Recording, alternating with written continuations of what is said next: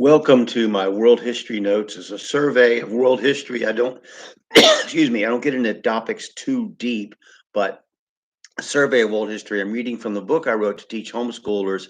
A Bible believer looks at world history. You can find it on lulu.com, amazon.com, or at the Bible Baptist bookstore, or just follow me here. And each chapter has questions at the end, just general things you should know about. You don't have to agree with my conclusions, any of my conclusions, or none of my conclusions, but you should know about the things that I'm discussing, and even more than that, to be conversant in world history. And so we're going to begin. We're going back to Rome now, at about the time of Christ and in that general time frame. So bear with me. And it came to pass in those days that there went out a decree from Caesar Augustus that all the world should be taxed. Luke 2:1. Now, in the 15th year of the reign of Tiberius Caesar, Pontius Pilate became governor, being governor of Judea, and Herod being tetrarch of Galilee, and his brother Philip, tetrarch of Iturea, and of the region of Trachonitis, and Lysanias, the tetrarch of Abilene. Who was Caesar is the question that starts our study at Christianity's beginning. Who was the ruler of the empire that provided a contradictorily safe and yet perilous environment for the faith to grow, and yet was the legal authority under which our Lord was executed? Caius Julius Caesar, according to Durant in his third book in the series of Story of Civilization called Caesar and Christ, traced his pedigree to Iulus Ascanius, son of Aeneas, who had escaped from Troy, son of Venus or Ishtar, who may be the feminine counterpart to Satan, as we've previously discussed. If you remember, some early gods were possessed of feminine and masculine identities. In any event, Caesar, a person's name, is the name from which words for leaders like the Tsar or Tsar of Russia was derived. He personally believed that his ancestry began with Jupiter, Venus's father, the Roman derivation of the name Zeus, whom I've stated is the same god as Odin in Norse mythology, Viracocha in Peru, Quetzalcoatl in Mexico, and many others, but also Baal in Canaan, Bel in Babylon, according to Herodotus. And as per the words of Christ himself, Baal is Satan. Of course, we don't know if he truly believed this claim or if it was, as Plato had said of his own leaders, a political ploy to claim legitimacy by descent from the gods themselves. Excuse me. Theodore Ariel Dodge, in his book Caesar, states that Caesar came from an old patrician family that had moved to Rome from Alba under the reign of Tullus Hostilius and had held many public positions through the years. His father, a public official, had died when he was about 16. His mother, Aurelia, was of plebeian origin, but was a woman of fine character. Caesar was very, very proud of his ancestry and brought it up quite frequently, particularly at a famous funeral oration for his aunt. Aurelia devoted her life to her son's education, which Dodge claims was the foundation of his success. Michael Grant, in his work entitled The 12 Caesars, quotes a more ancient work by Roman biographer Suetonius, who wrote Lives of the Caesars, when he tells us how Caesar's aunt was the wife of the great general Marius, and that Caesar himself married the daughter of Marius' successor, Cinna. We are told that his first great success was his appointment as chief priest, or Pontifex Maximus, a title the Pope, head of the Vatican in the Roman Catholic Church, is known by today. This was in 63 BC. 3 years later, he was snubbed for his bid to be governor of Spain, and he formed an alliance with the Roman general and political leader Pompey and the wealthy Crassus. In 59, he became consul in a ruthless power drive. Then, between 58 and 51, he conquered the whole of central and northern Gaul as far as the Rhine River, which he briefly crossed. In 55 and 54, he entered Britain unsuccessfully and left us a vivid description of Celtic warriors he found there. The union between the three powerful men broke down as Rome's democracy was a hotbed of corruption and chaos. It was inevitable that a civil war would ensue. Caesar came out on top in that conflict and became the absolute dictator of Rome. One side issue of note is that the decaying Ptolemaic dynasty of Egypt was ruled by a queen named Cleopatra, who Durant tells us was by origin a Macedonian Greek and was therefore probably a blonde and not the raven-haired brunette of movie fame. That's what Durant believed. Caesar's relationship with her was disastrous and has been the subject of many soap opera style movies, but in the grand scheme of human history, is practically irrelevant. So we move on. Grant calls Caesar's conquest of Gaul a decisive act in world history by which Central Europe was opened up to Mediterranean civilization. He also goes on to quote the Roman Cicero that Caesar's conquests were a disaster for Rome. Grant tells us that, and I'm quoting, his army was the most potent, effective, responsive martial instrument the world has ever seen.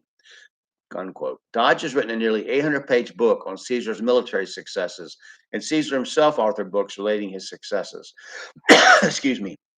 In fact, there are countless books on the subject of his military victories and how they affected world history. Eventually, he was assassinated by his political rivals, even some he thought to be friends, for his arrogance and his assumption of all power in Rome.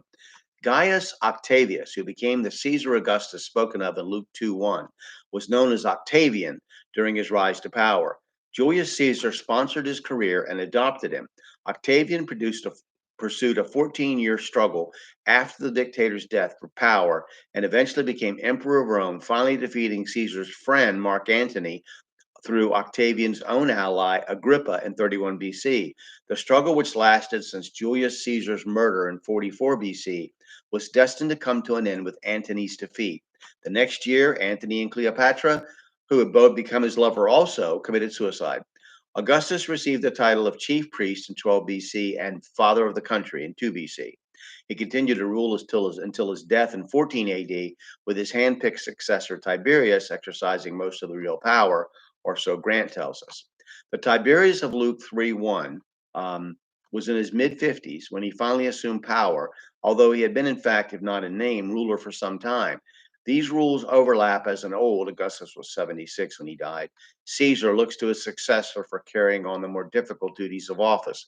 But one would assume that the events of Luke 3:1 would have occurred 15 years after his official taking of office as emperor.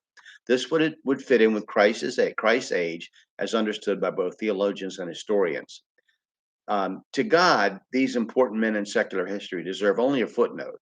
In his appearance of mankind, living as a man, suffering temptation, hunger, thirst, and eventually death, as men do, is the most important event in human history.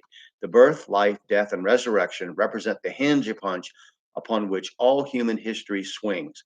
You won't find Christ mentioned in contemporary secular writings during his life or even just after it as to the world's way of thinking. He was just another insignificant person. He did not lead armies, conquer territories, or slaughter millions of people. But more has been written about him than about any other man in history. As the Christian movement grew from what was thought to be a mere sect of Judaism to a religious annoyance to Rome, to finally the state religion of declining Rome, it filled the earth. Like the mustard seed of Matthew 13 that grew to a great size, only to have the birds of the air, a reference to satanic entities, lodge in its uppermost branches.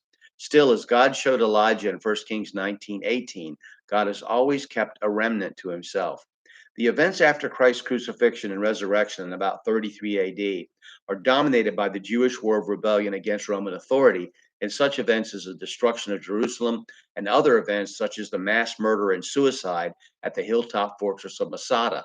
Josephus, a priest and a Pharisee, was put in charge of the Galilean resistance and was eventually captured by the Romans. He then chronicled the destruction of Judea and the city of Jerusalem in his writings, which are still available today and free online. You should read them. By many, he is not considered to be an impartial historian, given to exaggeration and the peculiar kind of fancy that comes when one is passionate and personally involved in the historical event about which one is writing.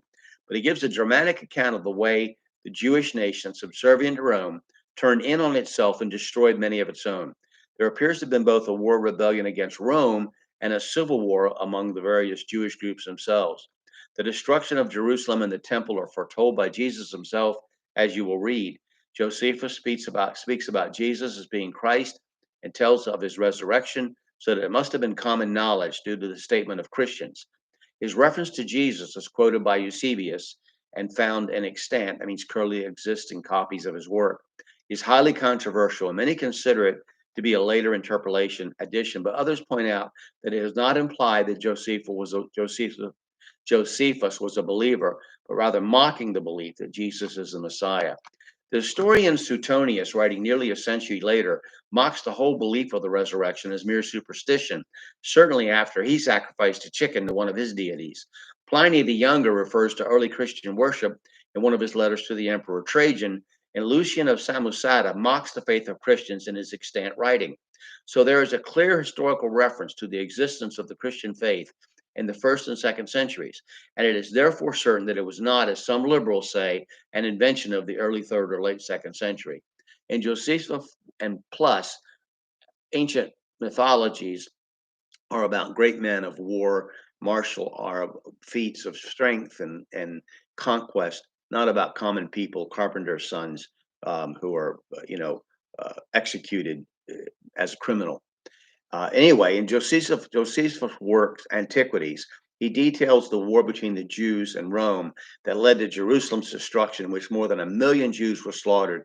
And again, they were dispersed in what is known as a second diaspora all over the world. Now, we're going to have a discussion next time on Rome, Judea, and Christians. We may have to I may have to break it up a few times. Because there's a lot of information that I want to give you in the book. So that things that you should know about as a Christian, because this is about a Bible believer looks at world history. All right. Thank you very much for watching, and I hope you have a great day.